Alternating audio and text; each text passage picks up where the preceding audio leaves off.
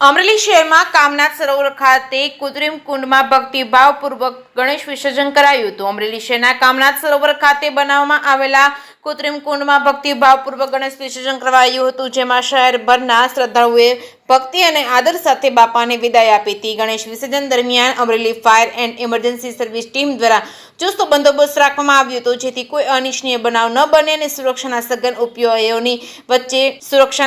ઉપાયોની વચ્ચે બોડી સંખ્યામાં લોકો ઉપસ્થિત રહી વિસર્જન કાર્યક્રમમાં જોડાયા હતા। બપોર બાદ વરસેલા મીઠા વરસાદે વિસર્જન મહોત્સવને વધુ પાવન અને યાદગાર બનાવી દીધો હતો। વરસાદના છાંટાઓ સાથે શ્રદ્ધાળુઓએ બાપાને વિદાય આપી હતી, જાણે પ્રકૃતિએ પણ વિદાયની ક્ષણમાં સાથ આપ્યો તેમ સૌએ અનુભવ્યું હતું।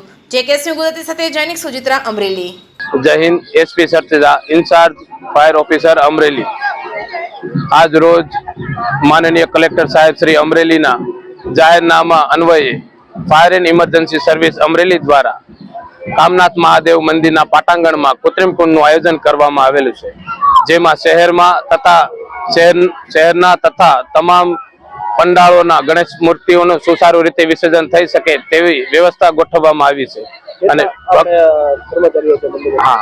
આ બંદોબસ્ત અર્થે આમાં 10 તરવૈયાઓ છે તથા સમગ્ર જિલ્લામાં કોઈ પણ અનિચ્છનીય બનાવ બને તેના માટે 2 ટીમ સ્ટેન્ડ બાય મોડમાં ફાયર સ્ટેશન ખાતે સ્ટેન્ડ બાય છે।